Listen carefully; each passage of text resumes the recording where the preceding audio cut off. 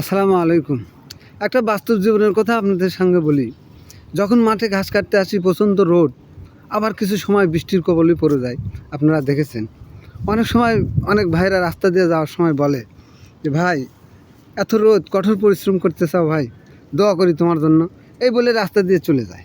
আবার কিছু ভাইয়েরা আছে, যাওয়ার সময় বলে, এ ভাই এত রোদ্রের মধ্যে ঘাস কাটতে চাও, কাজ করতে চাও, তোমার তো অনেক কষ্ট হচ্ছে ভাই, আসো একটু গাছের ছায়া আসো, একটু বসো, একটু জিরায় নাও। তখন আপনাকে বুঝতে হবে যে কোন লোকটা আপনার ভালো চায়, আবার কোন লোকটা আপনার কাজকে উৎসাহ না করে সেখান থেকে আপনাকে বিরত রাখার চেষ্টা করে।